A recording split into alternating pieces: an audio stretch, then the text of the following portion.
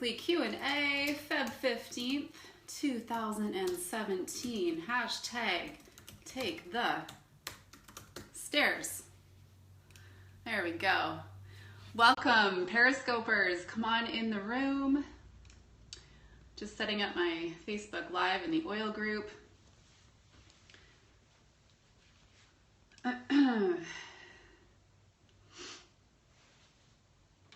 Three, two, one.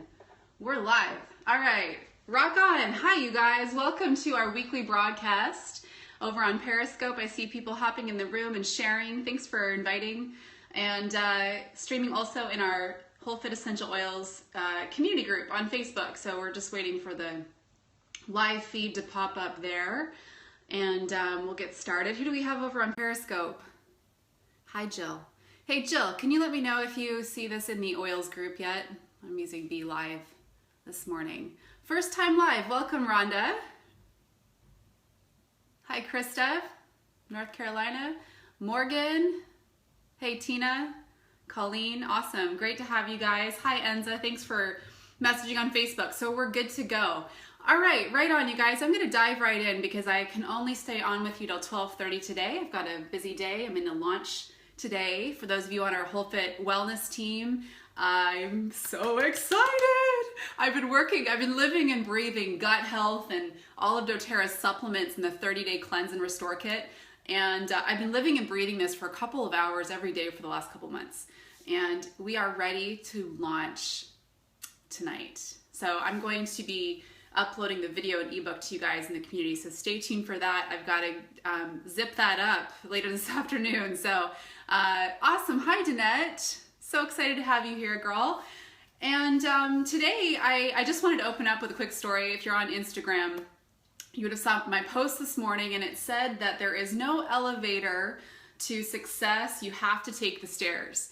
And my husband actually tagged me in a post this morning that said that, and I loved it, and it obviously brought up a very recent memory that I shared on Facebook. Some of you might have seen it. We were coming home from Florida last week. We were in the airport, and we always take the stairs. It's a great teaching tool, right, for our kids. Even if there's an elevator or an escalator right next to us, we take the stairs, because I feel like through this one little thing, it teaches a lot, right? And so anyway, we're walking down the stairs, and I'm holding my daughter Emmy's hand. She's 5, and the escalator beside us was packed with people. Packed. The stairs were not, right? And we're walking down the stairs, and she goes, "Mom, how come you don't let us be like the lazy people on the escalator?" Guys, if you're a mom, you've had this moment, right? Where part of me was kind of like, yeah, girl, way to teach, right? Way to teach the adults over here. But obviously this part of me was like, I just wanted to crawl into a hole, because this whole escalator was full of people. And they all heard, and they all looked over, and I just winked at them. I'm like, hey. And actually, as we were getting off the stairs, some of the people that were on the escalator were actually like younger than me, right? And they get off, and they were kind of laughing, and they looked at me, and they're like, "Thanks for that lesson," right? So it was really cool. And anyway, when I was thinking about what I wanted to open up the broadcast with today, it's that idea of there are no shortcuts to success. And often we look at people in a leadership role or who have been successful in something in their life, and we think that they had some secret formula, or they were lucky. I can't stand that word, to be honest, because nobody's lucky who's truly successful. And we sometimes look at them like, well, what's the secret sauce? What do they do? Success leaves clues, right? The clue is, it's the daily daily integrity. Taking the stairs, even though you could take the escalator, right? It's those kinds of things that are the makings of a successful person. And it got me thinking about network marketing. I did a post on Instagram, you guys, a couple weeks ago. It's a blurred image of me, and it says truth talk. I'd encourage you to go read what I wrote. I was thinking about this magical industry a lot of us are a part of, called network marketing. And I was thinking about what kinds of people are not attracted to network marketing and what actually makes a successful person in network marketing. it's always going to be the person who sees the value in who they are, how they can serve, and in their experiences. Because they are the kinds of people who are walking it out and they know how to guide someone else. And abso-freaking-lutely, they should be in a model of abundance because of how they live. Those are the people that are attracted to network marketing. Now, there's always the shady people. I mean, we live in a world where you're going to find shady people everywhere, right? So you will always see those people who are attracted to a shortcut in network marketing, thinking they're just going to get rich overnight and that that's what it's all about. But the reality is the people that do well in network marketing are really the people who just commit to serve and showing up. And so many angisms today. Yeah, I feel on fire right now. These are the people who do well in network marketing. They would do what they do regardless of any kind of compensation, right? They're the people who take the stairs in life. They do the things. So my question for you today, I wanted to drop this on you before we go into Q&A, which is the point of this broadcast, is where in your life are you riding the escalator? Can I just let that land for a second? It's a powerful question. I wouldn't breeze over it. I would actually think about where in your life, where are you letting yourself off the hook? Where are you playing a short game? When we think about the success model, I talked about this in the business blueprint that I did. You guys saw it, right? On Facebook, I did a live stream on how to plan out your best, most beautiful year. Your happiness, your joy, your success comes when you have harmony between the different areas of your life, right? In physical health, in spiritual health, in emotional health, in your relationships. And there's always one of these areas of that wheel that we're playing a short game in, right? Where we're really we're taking corners, we're taking shortcuts, we're letting ourselves off the hook. So here's the truth I wanted to lay down about this topic. When we think about leadership, I talk about this quite a bit. I've talked about it a lot lately anyway. Leadership is a solo game. It's about leading ourselves first so that we can lead other people. So when we understand that, we know that it's up to us to know where we're letting ourselves off the hook. Because if you are a leader, you have signed up to lead yourself first, and therefore through that inspire and attract other people to you, because it's evident that you know how to lead because of how you lead yourself. I would not be attracted to a leader taking the escalator. I mean, obviously that's an analogy, but you get my point. I would not be attracted to a leader who takes shortcuts. I would not be attracted to a leader who's preaching the message of natural health, but is toxic in their relationships, in the kinds of messages they put out into our world, right? I wouldn't be attracted to that kind of person ever. I would be attracted to the kind of person who's playing the long game. And so here's the thing in network marketing, I've said this to you guys before. If you're in this industry and you're an entrepreneur within this business model, you know you're in a business that is an equalizer. So because leaders, I don't believe leaders are born. I believe it's something that is, leaders are created, right? Through how they take ownership of their life, how they lead themselves first. That's what creates a leader. That makes people uncomfortable because it realizes that they're on the hook. They realize that if you're in a business model like network marketing, you can't have excuses. They don't survive here. If you're not doing well in your business, it's because you're not leading yourself first. Always. Always. Right? So it causes us all to look in the mirror. And I'd love for you to consider what Emmy wanted to teach us all last week, that there will always be people on the escalator. Actually, the world needs people riding the escalator, to be honest with you. There's a small percentage of people who take the stairs. How many of you are in doTERRA building towards some sort of a goal rank, and you know that there are certain percentages of people that achieve different ranks in doTERRA? That's that right there speaks to how many people are willing to take ownership of themselves. And it's not about the rank, but it's not about the rank, okay? A rank is one way to measure our personal ownership and how many people we have impacted through that, how many people have signed up on this journey with us that share a vision similar to ours. So it's a daily drill. You know, motivation's a daily drill. I love that you're all here for this live broadcast as part of our motivation recipe, right? We need to constantly be filling up that motivation cup. And you know, the last thing I want to say is there's a couple examples in my own business where I see people taking the shortcuts, right? So I want to give you 2 examples. And hopefully if you find yourself in like the short game example, it was just for a quick stop and you take something from this. But let's say you're a new essential oil user. Many of you know I didn't actually introduce myself at the beginning. I think we're all friends by now, right? But I'm Ange Peters. I'm the founder of Whole Fit, and a majority of the work that I do is educating people on using essential oils in their health as a tool, okay? So a short game essential oil user, a short cutter, they would think that essential oils should cure every problem in their life.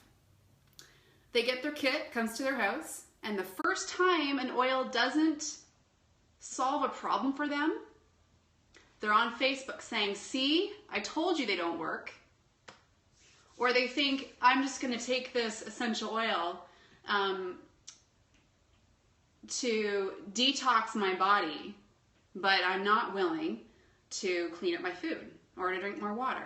And when they don't lose weight, they blame the oil. That's a short game person, okay? There's a lot of people like that in the world. They think, I just want the shortcut, I want to take the pill. The reality is the long game essential oil user understands that they are here to take complete ownership of their health and their well-being, and that means that they don't assign the power over their body to a doctor or to me or to you, that it's their responsibility to take care of themselves in the best way. They know that using oils is a key tool for doing that, but they don't give all the power to the oils, right? They know that the oils are going to be a gateway to accessing that, and it's going to inspire action in their physical health to do the work, to go to the next level, and they invest time in learning that. They get a resource book like The Essential Life. That's a long game person. That's someone who takes the stairs. They want to equip themselves.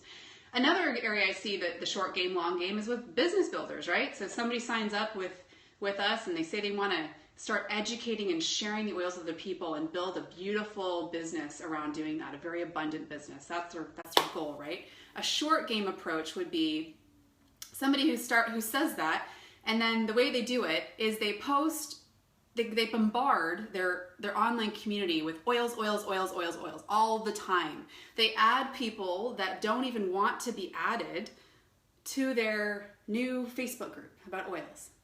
Okay, so they're constantly bombarding them. And they think that building an online business is easy. That's a short game person. They don't know that the people who've done well in online marketing have been pouring into that for years.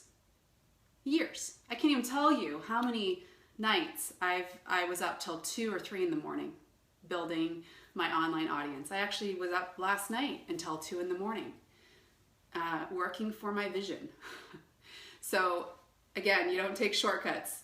I don't do that all the time. That obviously would throw my whole health model out of whack, but I'm willing to do it when I need to. So that's a short game person, and they quit when the first person or the first class they host and nobody shows up. They quit. That's a short game person. That's an escalator person. Okay. Welcome live. A long game person, their sole focus is living an inspired life. They keep themselves inspired, therefore they inspire. They keep themselves educated so that they can pour value into people and serve at a higher level. They focus on who they can help, always, and not all the people that aren't responding. Okay? That's a long game person. They have a vision of where they're going, and they invite other people to join them in that vision. It's not about selling oils to the long game person. The long game person understands that the oils are the gateway to unlocking a lot of that for people. They work them into their message, but their core priority is service from a very heart-led place. That's the long game person. So my question for you is, which are you? Are you a short game person or a long game person? And how great a life do you want to live? Because to be honest, if you're riding the escalator, you're just gonna be in this land of generality. You're not going to ever really hit it. Okay? So thanks, Emmy. My kids teach me so much. How many of you are parents and we learn so much from our kids? I felt very inspired around this topic today, as you can see. I'm grateful to have the opportunity to be a mom of 2 young girls and a leader of a large global health movement at the same time, because the reality is it's the same role. I'm a better parent because I have an opportunity to lead, and I'm a better leader because I'm a parent.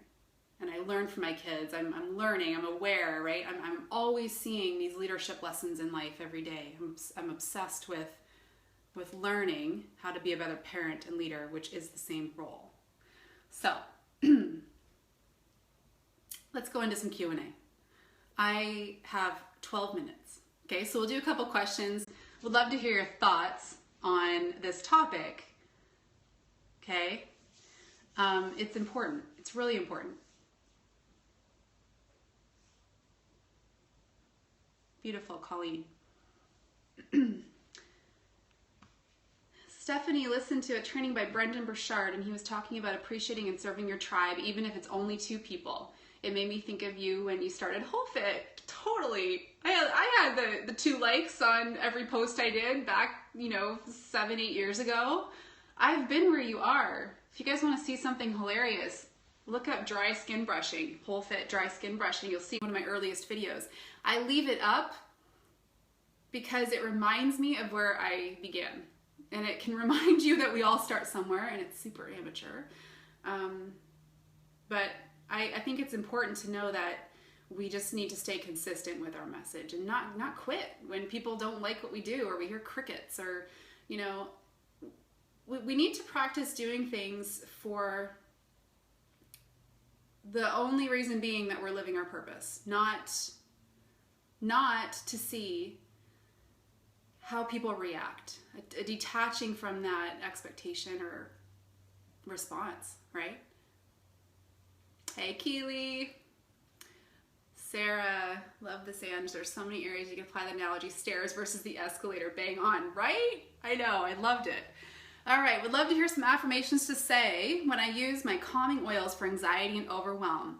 All right, cool, that's a good question. So I find the easiest way to involve an affirmation, especially with a powerful tool like an emotional aromatherapy blend, is to counteract the fear loop happening in our heads, okay? So, for example, my daughter, Chloe, she's scared to go to school because she feels like she's not doing well in math. She doesn't have this confidence in math, so it makes her fearful because she's not doing it right. And every morning this week, she has teared up before we're leaving for school, and I have to have this little talk with her. And this morning, I taught her about the loop in our mind and how we get into this habit of thinking the same thing, and I see it in her every morning before school. This same fear loop starts where it's like, oh no, I'm gonna have to do math this morning and I don't know the answer and I don't feel confident, so I don't even want to go to school. So I said, honey, it's all about changing the loop. So let's counteract it. So as soon as we feel that, let's say instead, it's not about being perfect. It's just about doing our best. It's never about being perfect, as long as we do our best. And school gives us an opportunity every day to do our best, just like life. So we were talking about that loop. And so when I'm doing an affirmation, I think about what is the root fear-based story I'm telling myself. And how do I counteract that with beautiful energy, with a beautiful statement, right? So whoever asked that question, if you want to give me an example of something that you're dealing with right now in the fear loop, I'll offer up an affirmation I would use.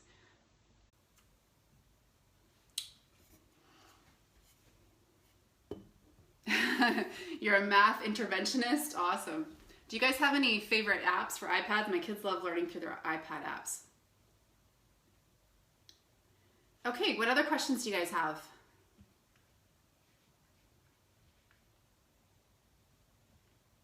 Math bingo. An affirmation for reaching gold and enrolling many people. Essentially Bliss is looking for an affirmation for that. So my affirmation, what I would use for something like that is I wouldn't necessarily attach it to a rank. I would attach it to the service. So I would say, every day I'm being guided to the people that need my message right now. Trusting that the people you're reaching out to, right, are always going to be the right people that need your message. Sometimes they don't respond right away, but know that you're being guided where you need to go. So that it's not about gold rank, right? It's not about enrolling 20 people a month. It's about showing up to serve and reminding yourself that you're always being placed in front of the people that need your message the most. So that would be an example of a great affirmation to use to keep you connected to why you're doing what you do.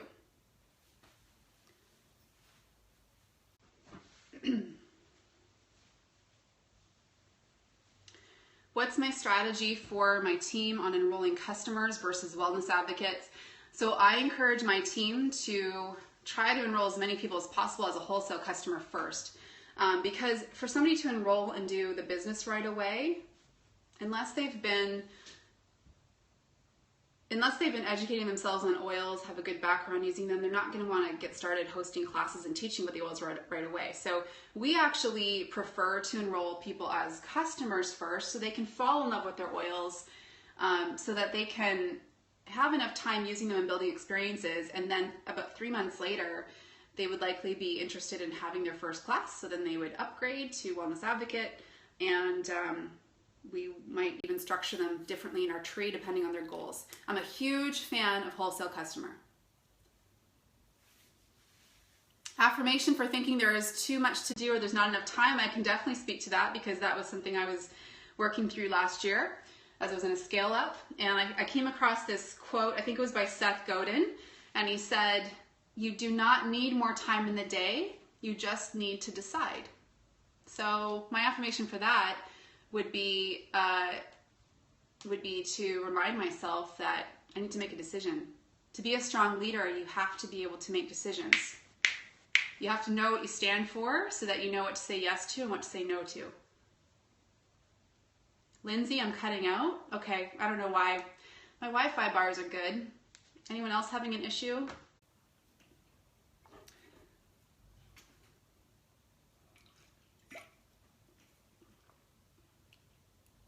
How to overcome this limiting... Oh, I missed your question, sorry.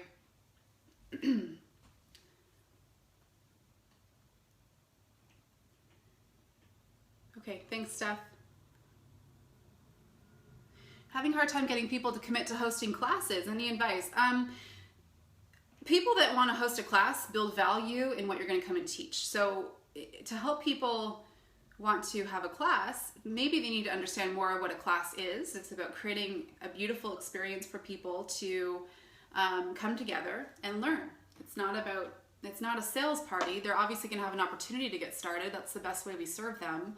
But they're going to want to come together just to learn. And so the host of a class usually wants to do that because they're using oils and they're really excited. So one good thing to do is look in your current organization and see who you have in your organization that's already ordering monthly. Let's say they're on $100 RP. You want to reach out to them and see if they actually would like to host a class because they're already set up to do that, to build a community because they've been ordering and they probably have a lot of passion around it. So start there, reach out to people that are already enrolled, and then every once in a while I would post to your social media that you have a couple of open dates in the coming month.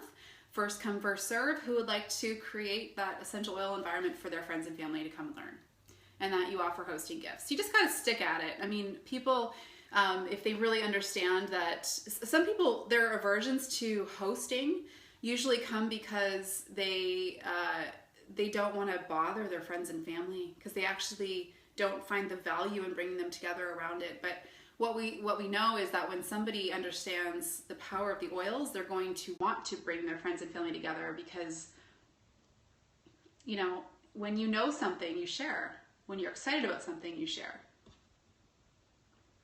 Do people at classes actually fill out the order form? That's a lot of personal info. Then have them connect with them, do it online. But yeah, most people will fill out the forms.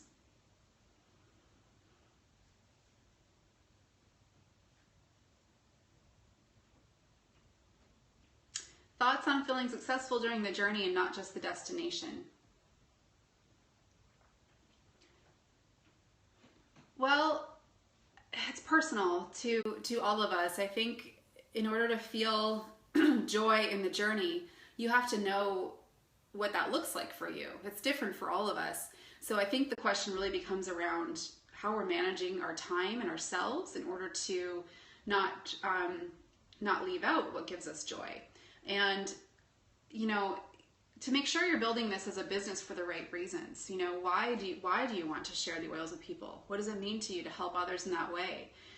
That's what will propel you. I know on my team we've got about 25 people doing a program called Diamond Club right now, right? So they're out there and they're teaching, they're traveling, they're tired. But what helps them and propels them is that person that they're facing in that class who needs what they have, right? And they remind themselves of that so that they can get through those long days, you know. So it's about stepping back. I think it's important to always look at what we're doing with our time and ask, is this working now? It may have worked 2 months ago, but is it still working? Is it sustainable? Is it feeling heavy? Well, guess what? You're a business owner. Change it. Nobody has to give you permission. You know, just because your upline might do things a certain way doesn't mean you have to. Make this your own business. Again, that comes back to taking ownership.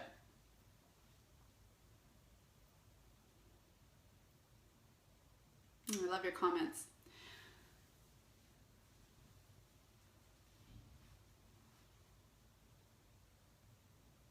What would you recommend when dealing with unsupportive upline leaders? You don't need your upline. Stop depending on them. Cut the cord. If you have an inspiring upline, great. But you know what? Your success depends totally on you. It's not about your upline. It's not about your downline. So if I had, you know, I'm not really involved with my upline, to be honest. From day one, I took ownership of my business. And if you have an upline who you feel is negative, even more reason for you to take charge. Yeah, take the reins. This is your business. You'll probably outrank your upline. That's probably going to happen if that's the case. You're learning so much from all the content you provide. Wish you had this 2 years ago. I'm grateful you're here now. That's great. I have an amazing upline, but she doesn't build my business for me. Yeah, no upline should be building your business for you. If you're a high enroller, one of the issues you're going to face is that feeling of you kind of are going to be building a business for people at some point, but there will come a point where that stops. Because your goals will shift. You know, you might be placing your enrollments under somebody and they get to a certain rank because of that, because they're in a key spot in your team. That won't always be the case though. At some point, that leader, the true leader, will bubble up. The true leader will have to at some point take the reins. So you might build somebody to a certain rank. If you're brand new, let's say, and your goal is to reach diamond rank in doTERRA, you might build a silver team for somebody and they might not have ever done anything, but they'll never go past that. And likely over time, you'll end up enrolling the real leader and you'll place them somewhere underneath that fake silver leader. And the fake silver leader will eventually, they will dissolve. Their team will dissolve.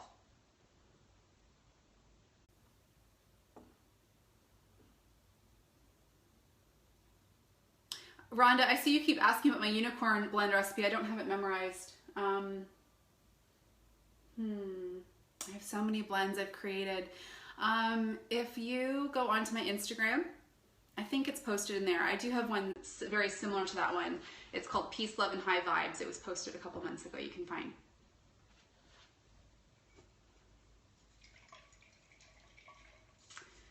Okay, I gotta go.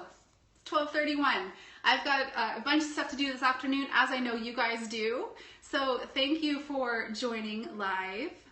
So fun to hang out with you guys. I love these weekly chats. I'll be back next week. And if you have a topic that you'd like to see covered, or any questions that didn't get answered, go ahead and you can tweet me, hey WholeFit, or you can comment below the Instagram post that I did this morning. So thank you guys for joining, and we'll see you next week. Bye for now.